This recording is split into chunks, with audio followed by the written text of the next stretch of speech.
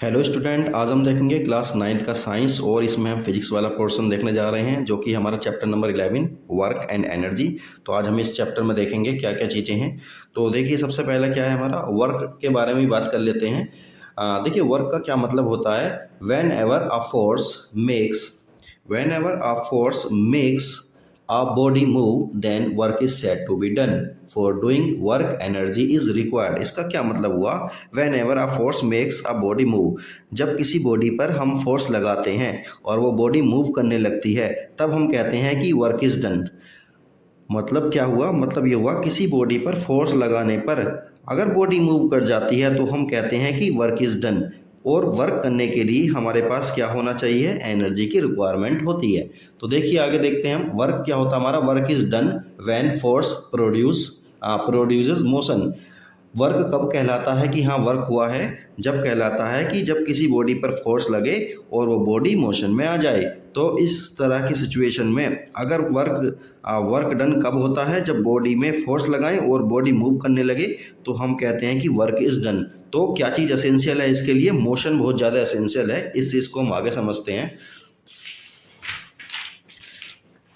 देखिए, हमारा जो ये वर्क डन है, हमारा वर्क का फॉर्मूला होता है हमारा फोर्स इनटू डिस्टेंस, या इस तरह से भी लिखा जा सकता है W equal F into S, where W is the work done, F is force and S is distance. और ये डिस्प्लेसमेंट की फॉर्म में भी लिखा जा सकता है। तो इसे इस तरह से लिख सकते हैं हम, वर्क इक्वल होता है हमारा force into displacement, W equal F into S, where S is displacement. तो इस तरह से भी लिखा जा सकता है, दोनों का मतलब सेम ही होता है। अब यूनिट के बारे में बात करते हैं हम। यूनिट ऑफ वर्क, वर्क की जो यूनिट होती है हमारी वो होती है the unit of work is newton metre. देखिए, इस वाले फॉर्मूले से हम इसकी यूनिट निकालने की कोशिश करते हैं। फोर्स इनटू डिस्प्लेसमेंट, फोर्स की यूनिट क्या होती है, न्यूटन होती है, जो कि यहाँ हो गई। और एस क्या है हमारी, डिस्टेंस या डिस्प्लेसमेंट, तो इसकी यूनिट क्या हो गई हमारी, मीटर। तो न्यूटन मीटर इसकी क्या होती है, हमारी वर्क डन की यूनिट होती है। या सिंगल एक यूनिट में भी इसे लिखा जा सकता है, द ऐसा unit of work is joule. तो जूल इसकी जो है यूनिट होती है हमारी, और इसी जूल वाली यूनिट को हम यूज़ करेंगे। और वर्क एक स्केलर क्वांटिटी हमारी होती है। अब यहाँ पर देखिए क्या प्रोसेस है। ये एक जो है मैन है, ये कर क्या रहा है, ये इस दीवार पर धक्का लगा रहा है, पुश कर रहा है दीवार को। और हम जानते हैं दीवार को पुश करने से दीवार अपनी जगह से नहीं हिलेगी, मतलब दीवार मोशन में नहीं आई। तो इसने जितना भी फोर्स लगाया उस फोर्स से कोई भी मोशन नहीं हुआ इस बॉल में, इस दीवार में। तो क्या होगा, वर्क डन क्या कहलाएगा हमारा, जीरो कहलाएगा। क्योंकि वर्क डन होने के लिए सबसे पहली कंडीशन तो यही है कि फोर्स लगाने के बाद बॉडी में मोशन होना चाहिए, जबकि हम दीवार में फोर्स लगाएंगे तो कोई मोशन नहीं होगा। इसलिए कितना भी फोर्स लगा लें वर्क डन जीरो ही कहलाएगा। आगे देखते हैं हम, work done against gravity. Gravity का क्या मतलब है, जब हम किसी चीज़ को ऊपर की साइड को उछालते हैं या फिर जो है अप डाउन वाले हमारे मोशन होते हैं, तो इस तरह के मोशन जो होते हैं हमारे ग्रेविटी के अंडर मोशन कहलाते हैं। तो देखिए, when ever work is done against gravity, when ever work is done against gravity, जब कभी कोई वर्क होता है ग्रेविटी के अगेंस्ट, तो the amount of work done is equal. तो अमाउंट ऑफ वर्क डन, तो वर्क डन जो होता है उसका अमाउंट इक्वल होता है किसके, to the product of weight of the body, body के वेट के प्रोडक्ट के इक्वल होता है, and the vertical distance through which the body is lifted. और किस किस के इक्वल होता है, बॉडी के वेट के प्रोडक्ट के, और डिस्टेंस जितनी भी उसने ट्रेवल की है या जितनी भी हमने उसे उठाया है उसको, उसके प्रोडक्ट के इक्वल होता है। तो देखिए, फॉर्मूला है इसका W equal M into G into H, where W is work done, M mass of the body, G acceleration due to gravity, और H है हमारी height through which the body is lifted। तो इस तरह से जो है वर्क डन अगेंस्ट ग्रेविटी का फॉर्मूला हमारा ये रहेगा। और जो भी कोई हमारे क्वेश्चन न्यूमेरिकल वगैरह होंगे तो इसी फॉर्मूले के बेस पर हम करेंगे। चलिए आगे देखते हैं हम। देखिए, work done by force acting obliquely. Obliquely का मतलब ये होता है कि जब हम किसी एंगल पर फोर्स लगाएं और बॉडी हमारी जो है हमारे फोर्स की डायरेक्शन में ना चले बल्कि किसी एंगल पर चले, तो उसको हम कहते हैं कि जो मोशन हो रहा है बॉडी में वो ओब्लिकली हो रहा है। In many cases the moment of the body is at an angle to the direction of the applied force. तो देखिए यहाँ पर हमने, ये एक बच्चा है जो कि टॉय कार चला रहा है, हमने देखा होगा इस चीज़ को। तो देखिए यहाँ पर जो फोर्स लग रहा है वो इस डायरेक्शन में लग रहा है, और बॉडी हमारी इस डायरेक्शन में नहीं चल रही, बल्कि बॉडी हमारी इस डायरेक्शन में चल रही है। तो बॉडी जो है जिस डायरेक्शन में चल रही है वो डायरेक्शन जो है डायरेक्शन ऑफ फोर्स है, कुछ एंगल थीटा बना रही है। तो इसको ही हम क्या बोलते हैं, work done by a force acting obliquely. तो इसका भी एक फॉर्मूला होता है, इसमें वो फॉर्मूला हमारा यूज़ नहीं होगा, W equal F into S, उसके साथ साथ कुछ और भी, मतलब हमें एंगल भी लेना होगा। तो देखिए the work done in pulling, the work done in pulling, work done pulling मतलब खींचने में जो वर्क डन हो रहा है वो कितना होगा हमारा, वो होगा हमारा the body will be equal होगा, किसके इक्वल होगा, to the product of horizontal component of the force. Force का जो कंपोनेंट होगा वो हॉरिजॉन्टल वाला कंपोनेंट हम लेंगे, क्योंकि फोर्स की डायरेक्शन में हमारा मोशन नहीं हो रहा, बल्कि फोर्स की दूसरी डायरेक्शन में हो रहा है, मतलब फोर्स का जो हॉरिजॉन्टल कंपोनेंट है उसकी डायरेक्शन में हो रहा है। And distance moved by the body, और बॉडी ने जितनी भी डिस्टेंस मूव की है उसके बराबर होगा। मतलब क्या है, W इक्वल है हमारा F cos theta into S. F cos theta क्या है, हॉरिजॉन्टल कंपोनेंट है हमारा, किसका, फोर्स का।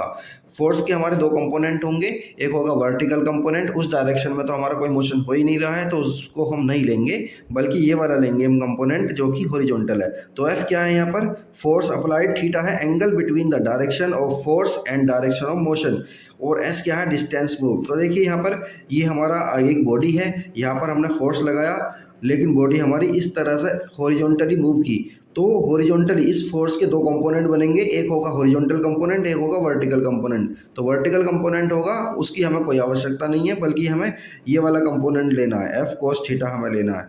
तो इस तरह से ओब्लिकली जब हमारी कोई बॉडी मूव करेगी तो हम उसका जो फॉर्मूला यूज़ करेंगे वो यूज़ करेंगे F equal W equal F cos theta into S, where F is the force.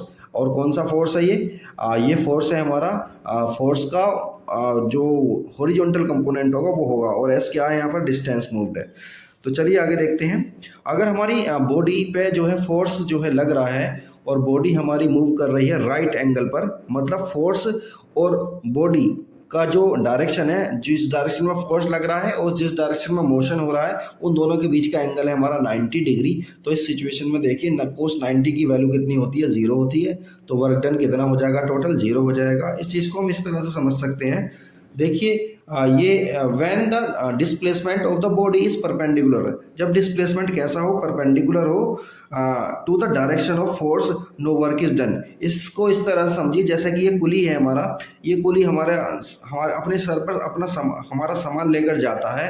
तो देखिए ये जो कुली का जो सामान रखा हुआ है ये वर्टिकली डाउनवर्ड वर्क करेगा। तो मतलब क्या है, वर्क जो फोर्स इस पर लग रहा है वो वर्टिकली डाउनवर्ड लगेगा, और जब कुली चलेगा तो कुली के चलने की डायरेक्शन और डाउनवर्ड डायरेक्शन दोनों के बीच का एंगल कितना हो जाएगा, 90 डिग्री हो जाएगा।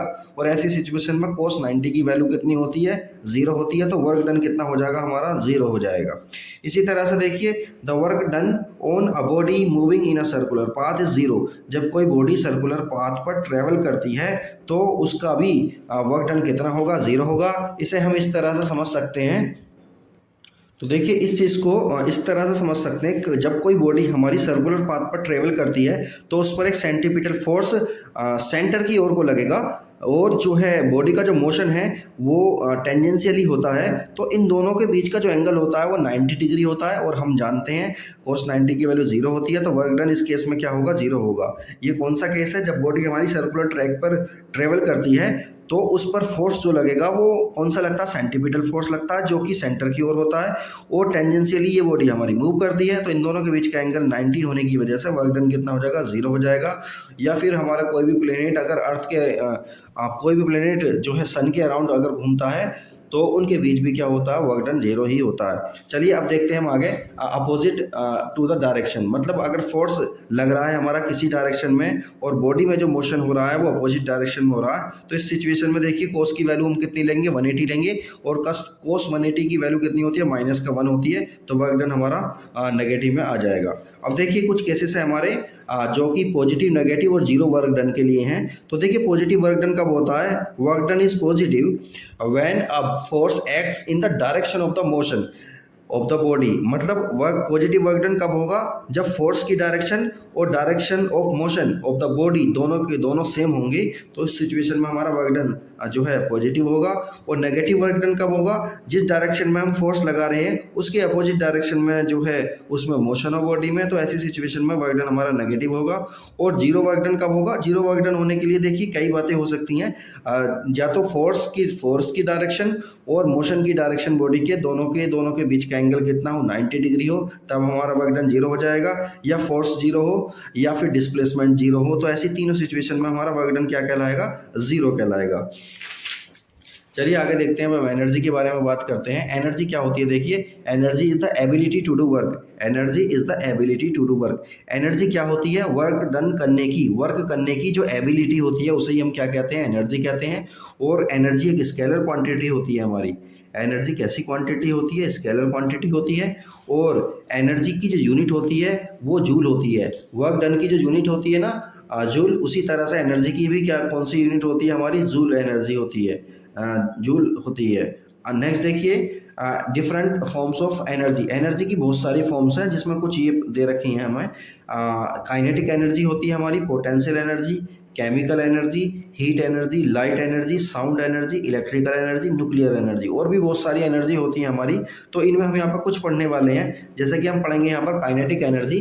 तो देखिए काइनेटिक एनर्जी जो होती है किसी बॉडी में, वो उसकी मोशन की वजह से होती है। The energy of a body due to its motion is called kinetic energy. जब किसी बॉडी में मोशन होता है, ऑब्वियस है उसके अंदर वेलोसिटी होगी या स्पीड होगी, तो उस स्पीड या वेलोसिटी की वजह से बॉडी के अंदर काइनेटिक एनर्जी आ जाती है। तो अगर बॉडी हमारी रुकी हुई है, रेस्ट में है, तो उसके अंदर कोई काइनेटिक एनर्जी नहीं होगी। लेकिन अगर बॉडी हमारी मूव कर रही है, चल रही है, तो उसके अंदर काइनेटिक एनर्जी होगी। तो देखिए जैसे कि यहाँ दिया हुआ है, क्रिकेट की ये बॉल है, अगर बॉल हमारी मूव कर रही है तो उसके अंदर काइनेटिक एनर्जी होगी। अगर कोई रनर जो है भाग रहा है, दौड़ लगा रहा है, रन कर रहा है, तो उसके अंदर भी हमारी क्या हो, काइनेटिक एनर्जी होगी। जैसे कि बाइक राइडर हो गया, इसके अंदर भी क्या होगी, हमारी काइनेटिक एनर्जी होगी। क्यों, क्योंकि ये मूव कर रहे हैं। तो देखिए अब हम फॉर्मूला देखते हैं, फॉर्मूला फॉर काइनेटिक एनर्जी। तो काइनेटिक एनर्जी के लिए जो फॉर्मूला होता है हमारा, ये होता है kinetic energy equal 1/2 mv², where m क्या है, मास ऑफ द बॉडी है, और v क्या है, वेलोसिटी ऑफ द बॉडी और स्पीड ऑफ द बॉडी। तो बॉडी की स्पीड अगर जीरो हो जाएगी तो ये पूरा पोर्शन जीरो हो जाएगा, तो काइनेटिक एनर्जी हमारी कितनी हो जाएगी, जीरो हो जाएगी। इसलिए काइनेटिक एनर्जी कब होती है, जब बॉडी मूव करती है तब उसके अंदर काइनेटिक एनर्जी होती है। तो अब हम आगे देखते हैं, देखिए पोटेंशियल एनर्जी के बारे में हम बात करेंगे। पोटेंशियल एनर्जी क्या होती है, तो देखिए अगर कोई बॉडी हमारी, the energy of a body due to its position, ये कौन सी एनर्जी होती है, बॉडी की पोजीशन की वजह से होती है, या change in shape is known as potential energy. मतलब क्या है, मतलब ये है अगर बॉडी को किसी पोजीशन पर हम रख दें, मतलब अगर हम किसी बॉडी को किसी हाइट पर रख देते हैं तो उस हाइट की वजह से उस बॉडी के अंदर पोटेंशियल एनर्जी आ जाती है। या फिर बॉडी के शेप में अगर हमने कोई चेंजिंग कर दी है, जैसे कि स्प्रिंग है, स्प्रिंग को हमने कंप्रेस किया है, स्प्रिंग को जब कंप्रेस करेंगे तो उसके अंदर पोटेंशियल एनर्जी आ जाएगी। या स्प्रिंग को हम खींचेंगे, स्प्रिंग को खींचने की वजह से भी क्या होगा, उसके अंदर पोटेंशियल एनर्जी आ जाएगी। तो देखिए the energy of a body due to its position above the ground is called gravitational potential energy. मतलब किसी बॉडी को अर्थ सरफेस से ऊपर उठाते हैं, मतलब ग्राउंड से ऊपर उठाकर कहीं रख देते हैं, तो उसके अंदर पोटेंशियल एनर्जी आ जाती है उसकी हाइट की वजह से, और इसी को क्या बोलते हैं, ग्रेविटेशनल पोटेंशियल एनर्जी बोलते हैं। And the energy of a body due to its change in its shape and size. अगर किसी बॉडी में शेप और साइज की वजह से एनर्जी आती है तो उसको हम क्या कहते हैं, इलास्टिक पोटेंशियल एनर्जी बोलते हैं उसको। नेक्स्ट देखिए, अब हम देखिए यहाँ पर ये गुलेल दी हुई है, गुलेल हम जानते हैं जब हम इसे खींचते हैं तो इसके अंदर पोटेंशियल एनर्जी आ जाएगी। जैसे ही हम इसे छोड़ेंगे तो पोटेंशियल एनर्जी हमारी काइनेटिक एनर्जी में चेंज हो जाएगी। क्यों, क्योंकि वो जो गुलेल के अंदर लगा हुआ है वो सीधा हमारा क्या करेगा, वो मूव करने लगेगा। तो देखिए अब आगे देखते हैं, देखिए काइनेटिक एनर्जी और पोटेंशियल एनर्जी दोनों मिलाकर हमारी क्या कहलाती हैं, मैकेनिकल एनर्जी कहलाती हैं। काइनेटिक एनर्जी और पोटेंशियल एनर्जी दोनों की दोनों मिलाकर हमारी मैकेनिकल एनर्जी कहलाती हैं। और अब हम पोटेंशियल एनर्जी के लिए फॉर्मूला देखेंगे। देखिए पोटेंशियल एनर्जी के लिए जो फॉर्मूला होता है वो होता है m into G into H, where m is the mass of the body, g क्या है, एक्सीलरेशन ड्यू टू ग्रेविटी, और h क्या है हमारा, height of the body above our reference point. मतलब क्या है, ये h क्या है, हाइट है बॉडी की, ये ग्राउंड से ली जाती है, और जितनी भी हाइट होगी उतनी ही ज़्यादा क्या होगी, हमारी पोटेंशियल एनर्जी होगी। तो ये फॉर्मूला हमें याद रखना है। और पोटेंशियल एनर्जी जो होती है इसकी भी यूनिट क्या होती है, जूल ही होती है। चलिए अब हम पावर के बारे में बात करते हैं। तो देखिए पावर क्या होती है, power is defined as the rate of doing work. काम करने की जो दर होती है, वर्क करने की जो दर है, दर समझते हैं ना, rate of doing work is called power. देखिए फॉर्मूला क्या होता है इसका, work done upon time taken, work done upon time taken that is called power. और पावर को इस तरह से लिखा जा सकता है, P इक्वल होता है हमारा W upon T, where P क्या है, हमारा पावर है, और W क्या है, वर्क डन, T क्या है, टाइम टेकन है। देखिए पावर के बारे में हमारा ये हो गया है। तो अब देखिए पावर का दूसरा फॉर्मूला हमारा एनर्जी की फॉर्म में भी लिखा जा सकता है कि पावर इक्वल होती है हमारी energy consumed upon time taken, P equal होता है E upon T, where P क्या है, पावर, E क्या है, एनर्जी कंज्यूम्ड, और T क्या है, हमारा टाइम टेकन। तो ये वाला हो गया हमारा। उसके बाद देखिए यूनिट के बारे में बात करते हैं। पावर की जो यूनिट होती है वो वाट होती है। SI unit of power is what, WATT वाट होती है। तो यहाँ पर देखिए 1 किलो वाट में हमारे 1000 वाट्स होते हैं। और हॉर्स पावर के बारे में आपने सुना होगा, हॉर्स पावर की ये चीज़ इतनी हॉर्स पावर की है। तो हॉर्स पावर का मतलब है HP हॉर्स पावर, और एक हॉर्स पावर में कितने होते हैं, 746 वाट्स होते हैं। एक हॉर्स पावर में 746 वाट होते हैं, इस बात को हमें याद रखना है, 746 वाट होते हैं। तो अब हम देखते हैं commercial unit of energy. Energy की कमर्शियल यूनिट होती हैं, वो क्या होती है, the commercial unit of energy is kilowatt hour. और ये क्या होती है, इलेक्ट्रिकल एनर्जी की यूनिट होती है।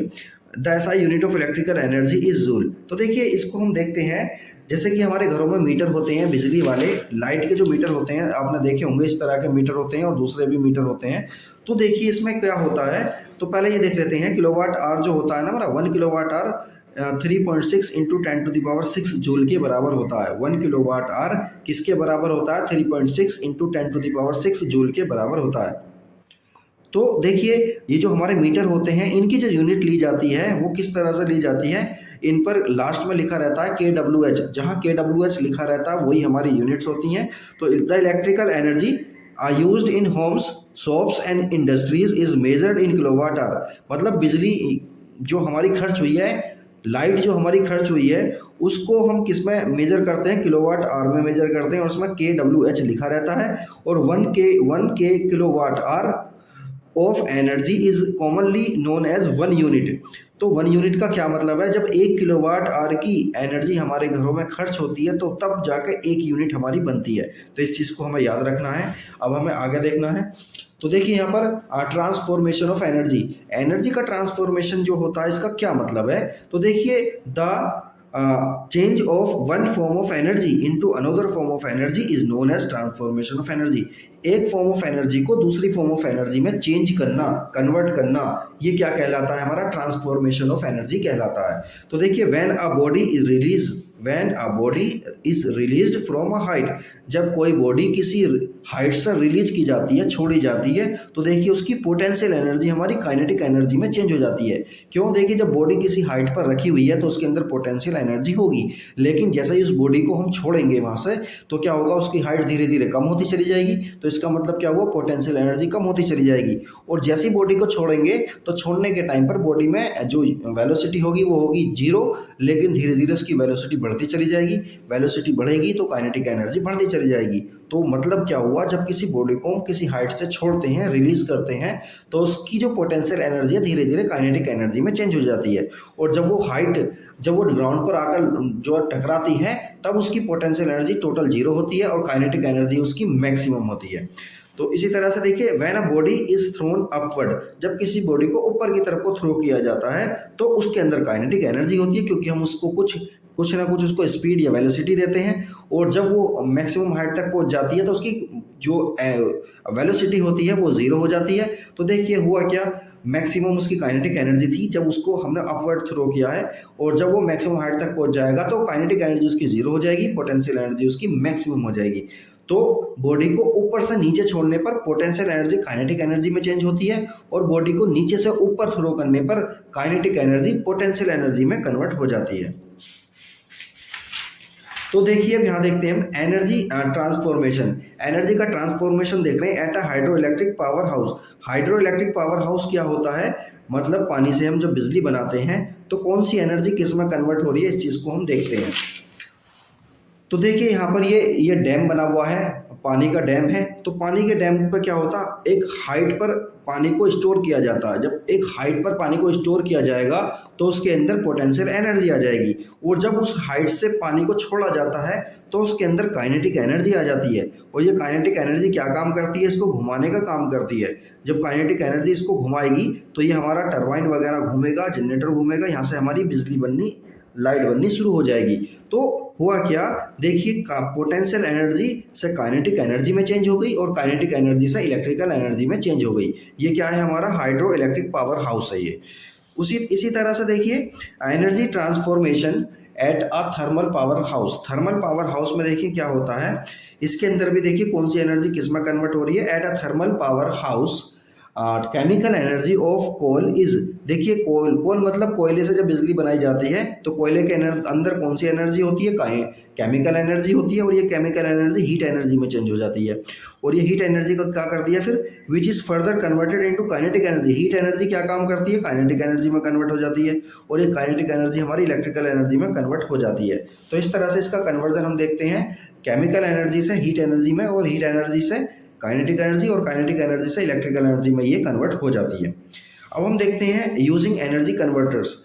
मतलब एनर्जी कन्वर्टर्स का क्या मतलब है, जो एनर्जी को एक फॉर्म से दूसरी फॉर्म में कन्वर्ट करते हैं, इसको हम क्या बोलते हैं, एनर्जी कन्वर्टर्स बोलते हैं। देखिए हम जो है कुछ चीज़ों को एवरीडे लाइफ में यूज़ करते हैं कि एक एनर्जी से दूसरी एनर्जी में कन्वर्ट करने के लिए, इन्हीं को हम क्या बोलते हैं, मशीन बोलते हैं या अप्लायंसेस बोलते हैं।